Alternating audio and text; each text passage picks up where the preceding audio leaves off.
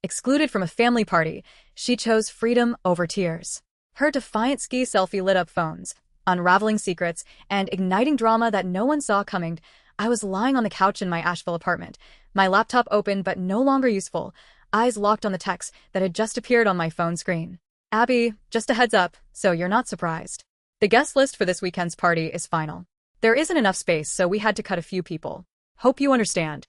The message was from Ethan, my younger brother, who had just completed his 18-month military service in South Korea. And me, the one who sent dozens of care packages all the way to his base, who stayed up through time zone differences just to talk when he was feeling down, was now cut from his welcome home party in Chagrin Falls, Ohio. I stared at the screen, waiting for another text, something like, "Just kidding, you're a VIP." But nothing. Just a cold, matter-of-fact exclusion. No explanation, no guilt. It felt like something dropped to the bottom of my chest, a quiet impact, not loud enough to scream, but heavy enough to make my chest feel weighed down with stone. I had been there for him through all those months when our parents, Michael and Linda, were too busy or too clueless to know how to talk to a son stationed in a strange land filled with sleepless nights and grueling drills. I was the one who helped Sophie, his fiancée, plan a surprise video call on his second birthday away from home. I designed the digital invitation for their engagement party, tweaking every detail because Sophie wanted it to look professional. And now I'd been crossed off like an extra guest and outsider. Unable to swallow the sting of being shut out, I called Dad. He'd been excitedly talking about this party for weeks, the menu, the live music, even renting a huge projector for a highlight reel. The phone rang twice before he picked up, his voice familiar. "Hello, Abby. What's going on, sweetheart?" I didn't beat around the bush. "Ethan just texted me. I'm not on the guest list. You knew about this, didn't you?" There was a pause, then a sigh, the kind I knew all too well, the kind he used when he didn't want to deal with something. Abby, don't overreact. It's just a family get-together. Space is tight. You know that." I bit my lip, my voice calm, but every word slicing into me. Not enough space? I just saw Ethan's Instagram post with over 80 names on the list. Distant relatives, elementary school friends, coworkers he's known for a few months. And me? I'm his sister. Dad cleared his throat, sounding awkward. "Those people RSVP'd early. It's hard to take anyone off now. Don't take it personally, sweetheart." I gripped the phone, my knuckles white. Don't take it personally? I was there when he was a nervous wreck in his first uniform. I stayed up all night talking him through rough training days. And now you're telling me not to overreact? Another sigh, like I was the one making a scene. Don't make this into a thing. It's just a party. One night. I didn't respond. I could only hear my heart pounding, warning me something was about to crack.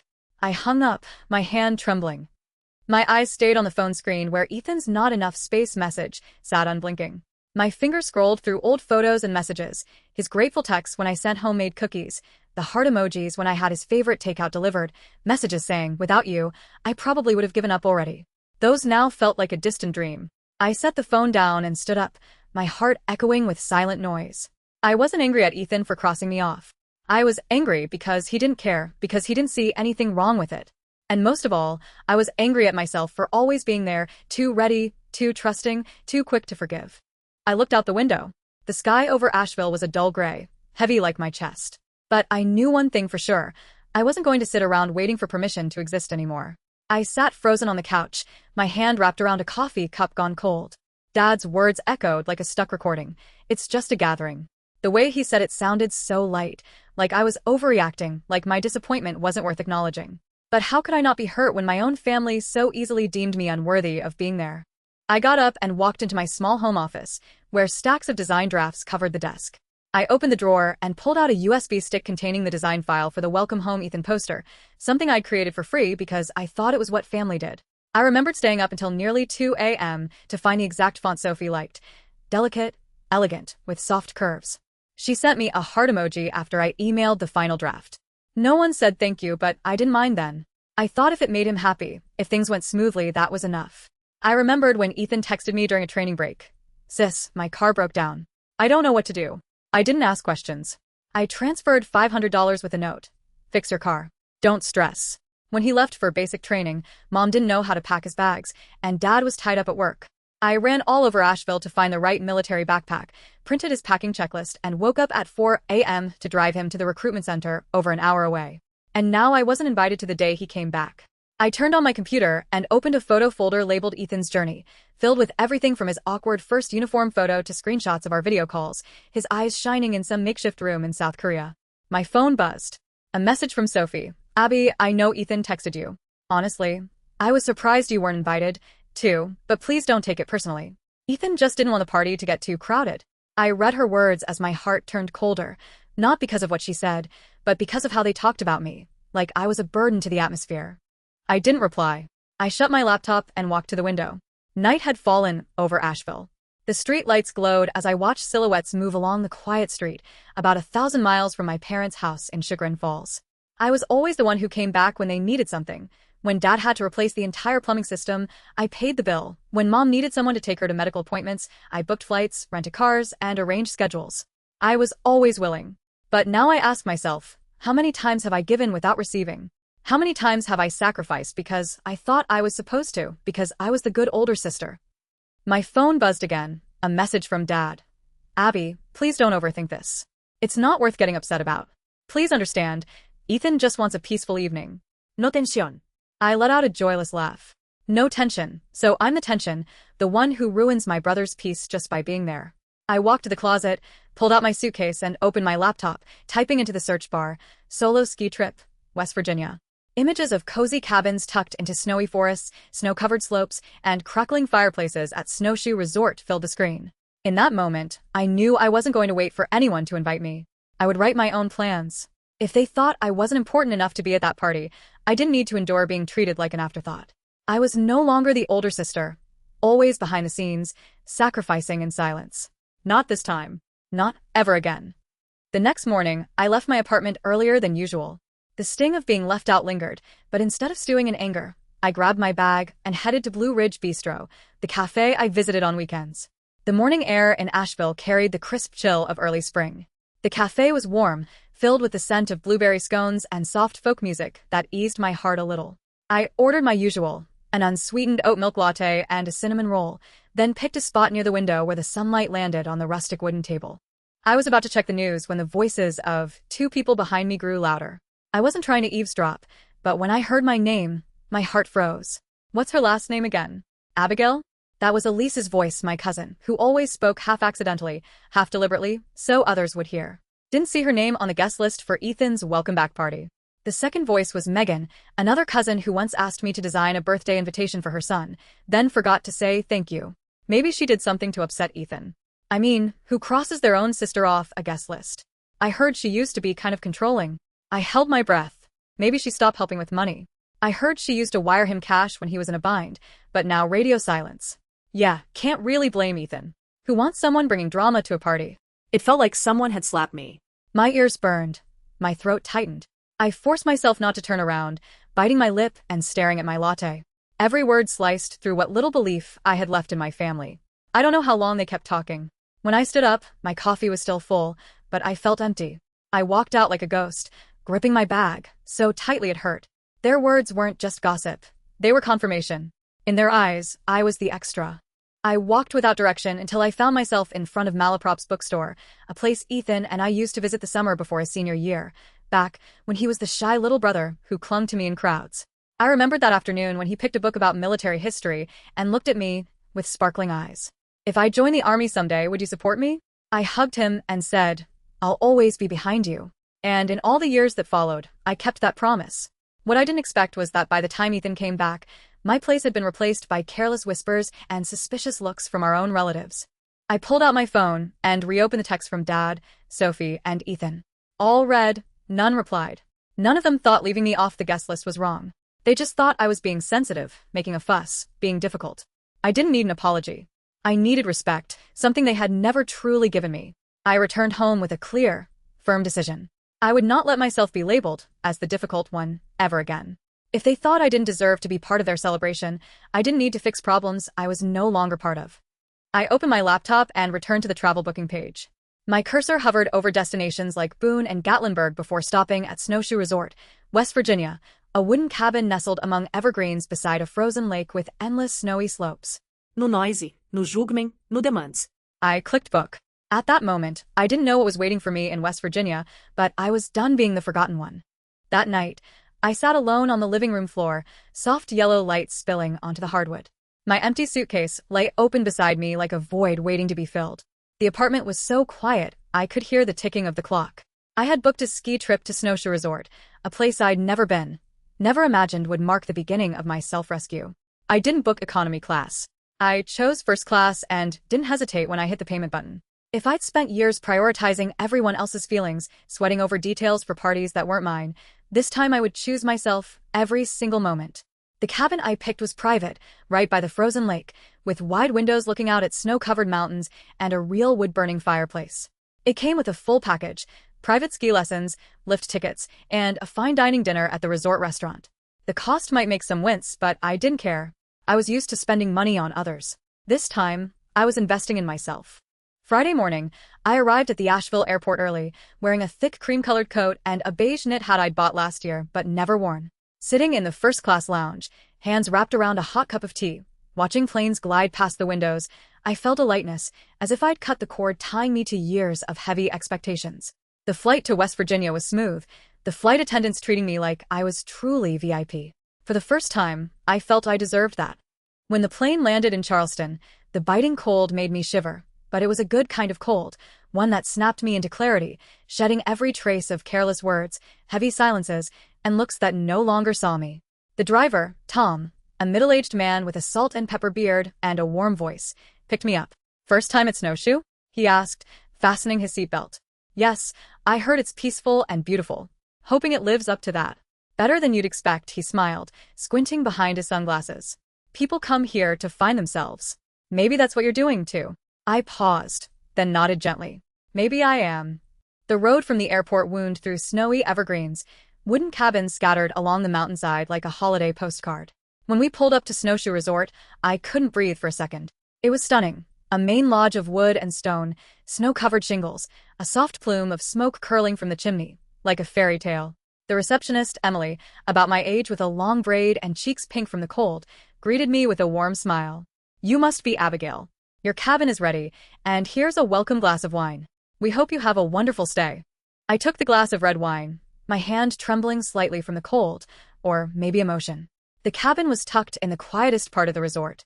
Inside, the warmth from the fireplace made my cheeks flush, a bed with a fluffy down comforter, an armchair by the fire, a small bookshelf with winter novels, and outside, a frozen lake glinting under the sunset.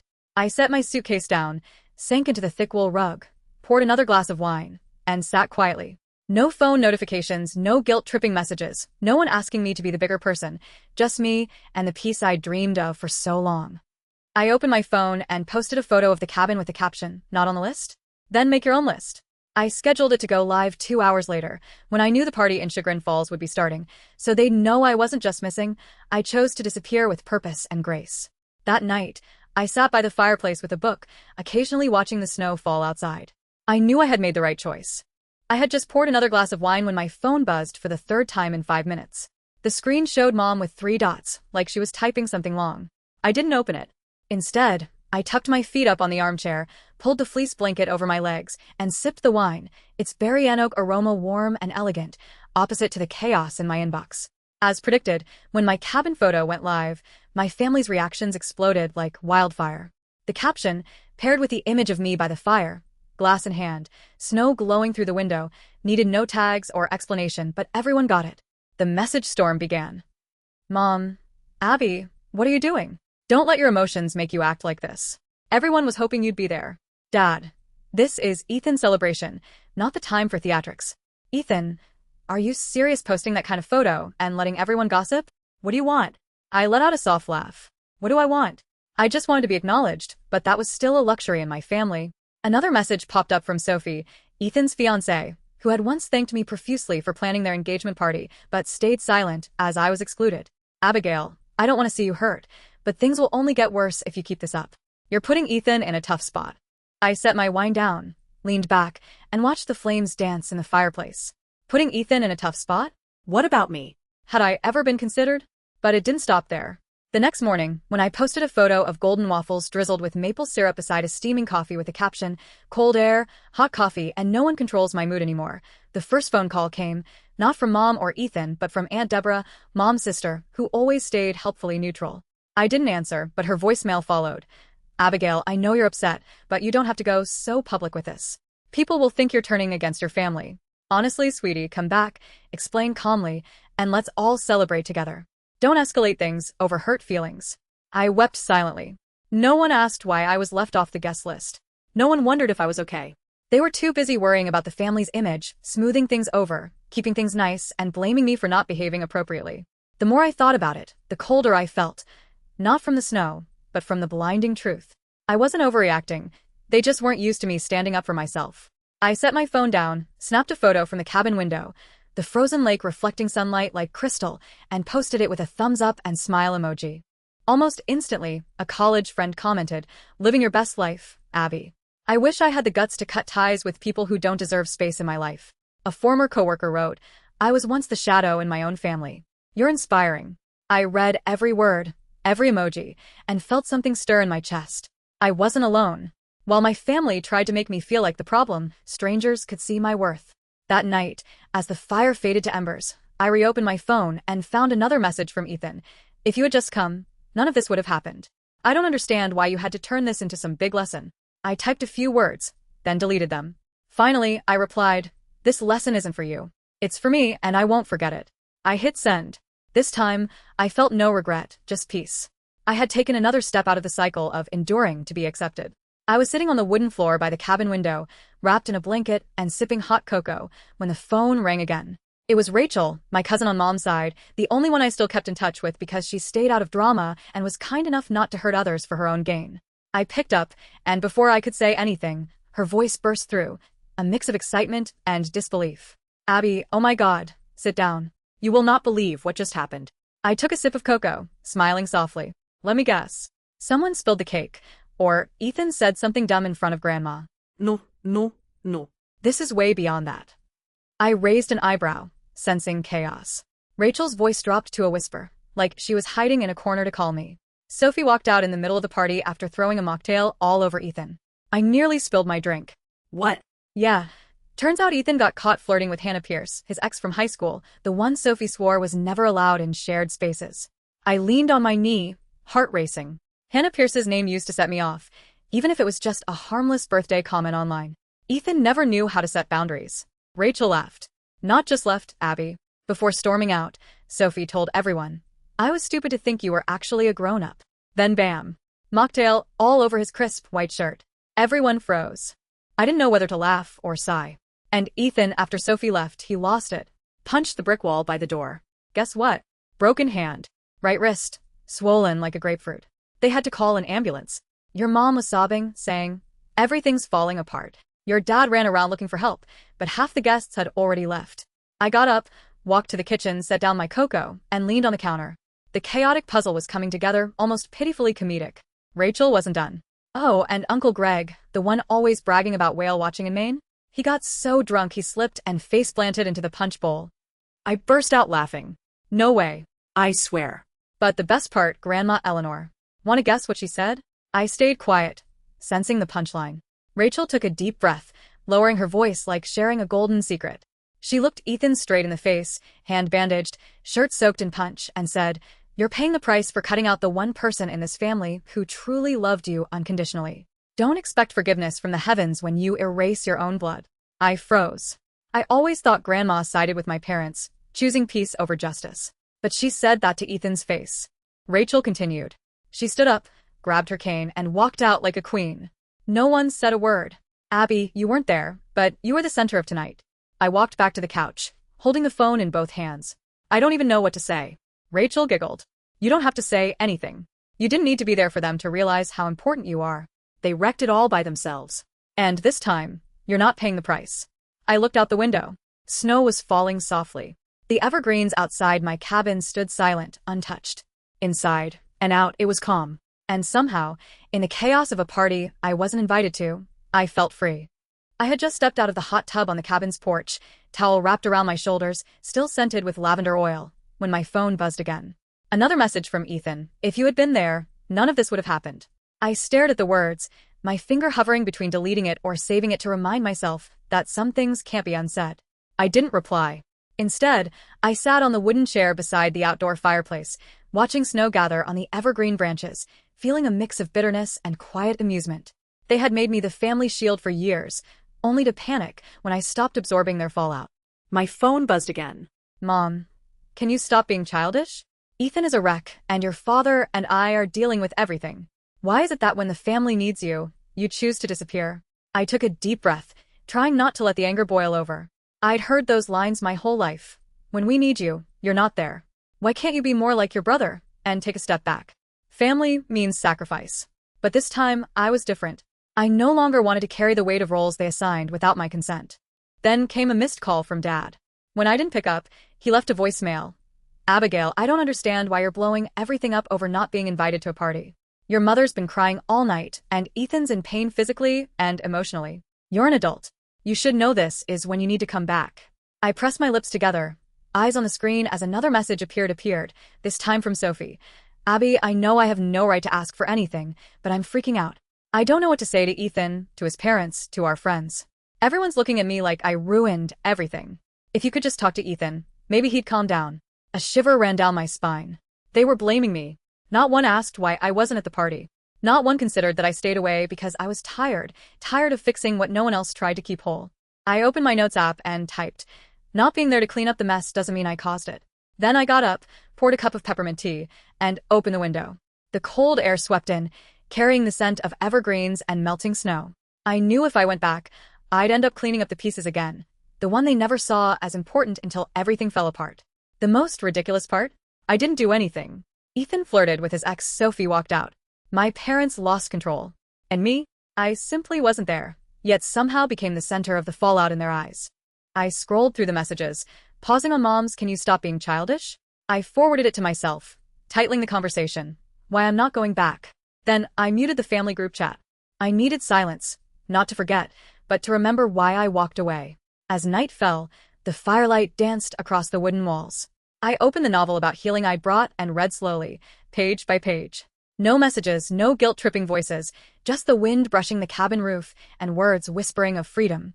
No matter how hard they tried to pull me back, I wasn't in that old place anymore. I had stepped out of my old role, the silent endurer, the peacemaker, the one never allowed to be angry or say enough. I woke up to sunlight peeking through the wooden blinds, casting a golden glow across the ash-gray blanket. The wind whispered outside, mingled with the sound of snow falling on the roof, and my heart felt calm. My phone sat quietly on the nightstand, a lifeless block I'd switched to airplane mode after reading Sophie's final message and blocking them all. Ethan, Mom, Dad, and every relative who thought they had the right to judge. I didn't feel guilty. For the first time in years, I felt at peace. After a breakfast of toast and strong coffee, I suited up for skiing and stepped outside. The view unfolded like a painting, towering evergreens draped in snow, sunlight streaking down the white slopes, and in the distance, a group of people laughing as they strapped on skis. That morning's lesson was led by Lucas, a blonde instructor with a bright smile and pale blue eyes that held understanding. He adjusted my stance, encouraged me every time I stumbled in the snow. "Don't fight the slope, Abigail. Just relax. Trust your body. It knows the way." I laughed after my third fall, snow clinging to my jacket. "That sounds like a life lesson." "Maybe it is," Lucas winked. "I've met a lot of people who came here to escape something. But once they glided down that first hill, they realized what they really needed was freedom." I looked at him, feeling something catch in my chest. He had no idea how close that hit. In the afternoon, I joined a snowshoeing tour around the frozen lake. The guide, Diane, was a warm, witty woman in her 50s. Beside me walked a couple from Richmond, David and Lauren in their 40s, spending their annual winter break at Snowshoe. "First time traveling alone?" Lauren asked as we paused by an evergreen. I nodded, a bit shy. "Yeah, and first time not carrying other people's expectations." David chuckled, pointing to the circle of footprints in the snow. "Then you're headed the right way. Some trips aren't about going towards someone, they're about getting away." That evening, I stopped by the lodge's bar, its soft amber lighting and acoustic guitar under a wooden roof, creating a cozy haven. Lucas saw me and waved me over to a table where guests had gathered. I sat down, ordered a glass of red wine, and soon laughed out loud at a Canadian guy's story of his epic wipeout on last year's slope. No one asked where I was from or why I was alone. I realized sometimes the best thing a stranger can do is not try to unpack your past. That night, I returned to the cabin, cheeks flushed from the wine and cold, but my heart warm. I took off my coat, wrapped myself in a blanket, and sat by the fireplace. The flames danced, the wood crackled, and I pulled out the journal I'd brought from home. Flipping to the first empty page, I wrote, "Freedom isn't running away. It's refusing to return to places that hurt you." I closed the notebook, placed it on the table, and turned my phone back on. The screen lit up with missed notifications, but I scrolled past them without opening a single one. I kept the block list intact. I didn't want another excuse or explanation for why I was excluded. I had chosen myself, and that choice had never felt clearer. I snapped a photo through the cabin window, moonlight reflecting on the frozen lake, tree shadows stretching across the snow, and wrote the caption. I didn't disappear. I just started living where I belong.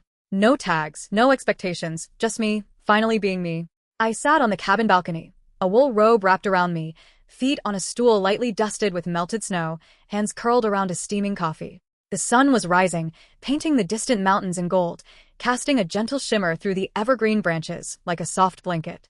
No more notifications, no more missed calls, only the wind rustling through the trees and my heartbeat, steady and quiet, like a rhythm of life I'd forgotten I had. That morning, as I walked to the front desk to ask about the shuttle back to the airport, I froze mid-step. I looked at the calendar behind the counter, eyes landing on the red-circled Sunday, my planned departure date. I smiled at Emily, the receptionist, and asked if I wanted to stay one more week. Is the cabin still available?